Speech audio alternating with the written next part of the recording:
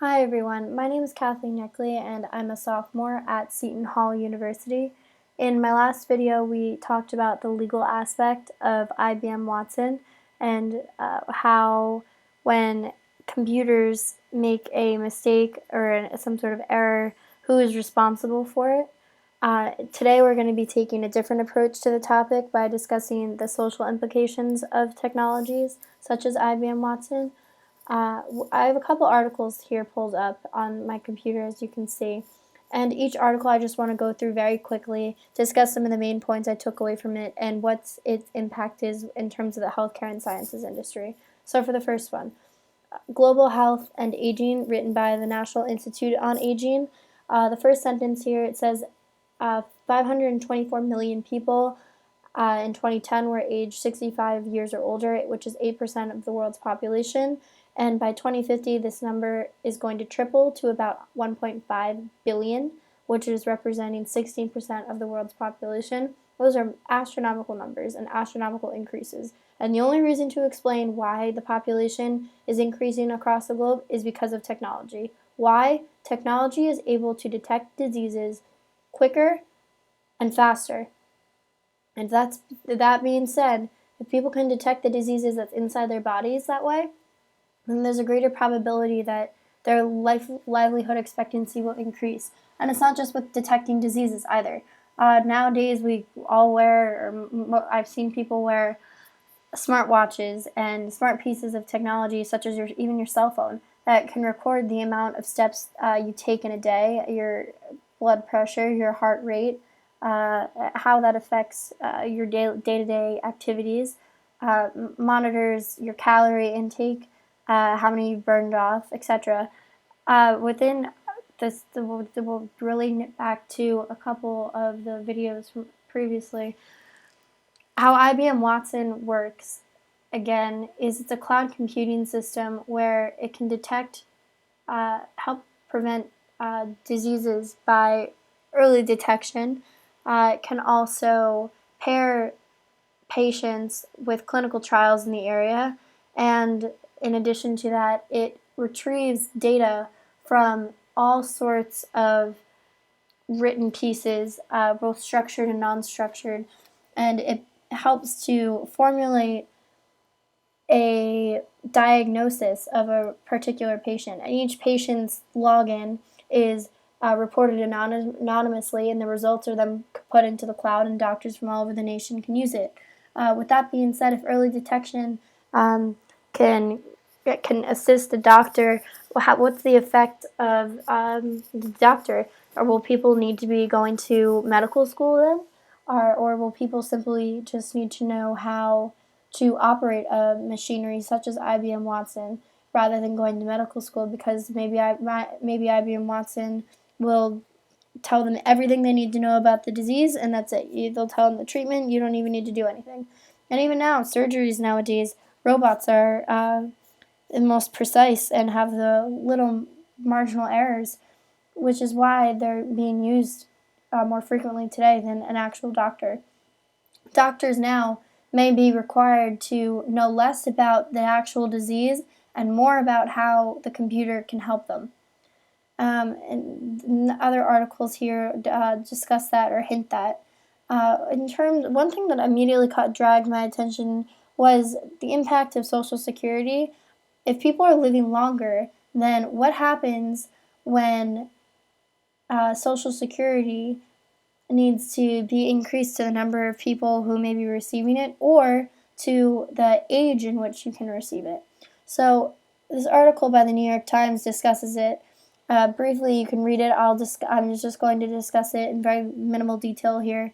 But the way in which Social Security operates, one option is to continue raising the retirement age, perhaps to as high as 69 or 70, while the full retirement age is gradually increasing to 67 years for people born in 1960 or later, from 65. So we're seeing an increase in the age in which people can retire and receive those sort of benefits from Social Security, and even activate their pension plans from their particular company that they're working at, if they still have one set pension plan, which is unlikely.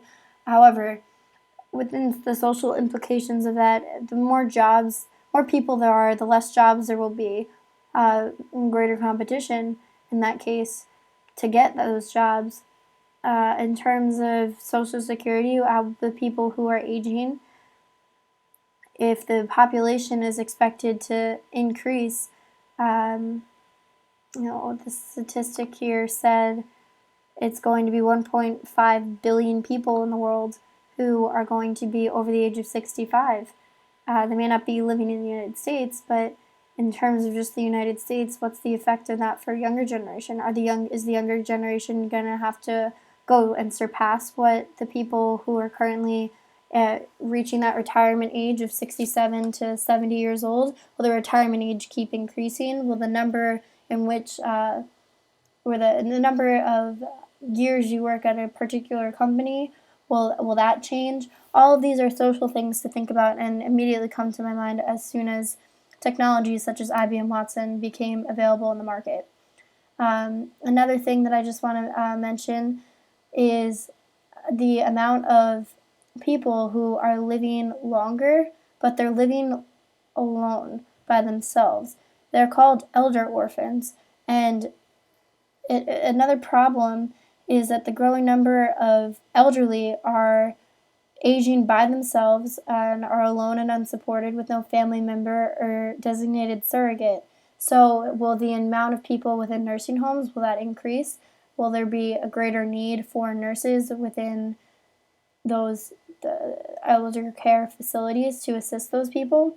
Will there be technologies that can just take the place of a hospice care? I'm not entirely sure. Maybe that's where the future's headed, but just brings points up to my mind.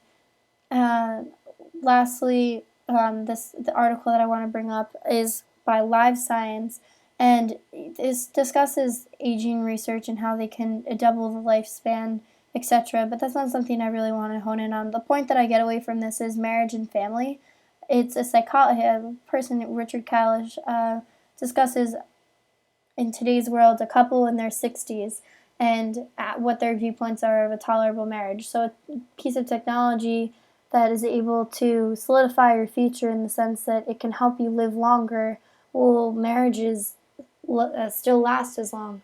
Will marriages will people start to get married? Will there be a decrease in marriages because they know that you're living with that same person for a given number of time? Maybe they don't want to do it. Maybe someone's not up to, could be, I don't know. Maybe people don't want to do that. Again, interesting point here is life extension increases a woman's fertility. So siblings could be born 40 to 50 years apart. And such a large age difference could radically change the way siblings or parents and their children interact with each other. Excellent point. Also, relating it back to the earlier topic we discussed, or point that we had discussed within the workforce, you have that. You have two different generations, and whether or not the age in which a person can retire, is that going to increase? Also, Harvard Business Review brought up a good point about Moore's Law and how a piece of technology doubles and triples every single time it's produced. So that's why computer chips are now so small. However, with that being said, computers cannot be produced at a very low cost and can be produced very rapidly and in vast quantities. Therefore, the amount of robots that are out there can actually replace humans. IBM Watson, for example, the doctor doesn't really, from watching videos and my outlook on it, is the view and knowledge of a doctor is becoming less and less because IBM Watson can take the place of a doctor in the sense that there just needs to be someone there to input the information, and IBM Watson is the one that's fueling a response or giving the greatest statistics for each treatment option that the doctor and IBM Watson may come up with. But again, that may reduce the amount of doctors in the future that you may see in a hospital. All in all, this video is to discuss the social implications of technologies within the healthcare and sciences field. IBM Watson is a perfect example of that. We discussed the human population, the population within the workforce and Social Security, and what that means on the economy. And in my opinion, the age in which people are living is going to continue to increase, and people are going to continue to have to work longer, perhaps longer hours. Um, Healthcare within the health, people can now track it on their smart devices, cell phones, Apple Watches, etc. And I think that that's going to increase even more in the future. And because of that, people are going to live longer than the projections that we discussed about here. All right, thanks for listening, everyone.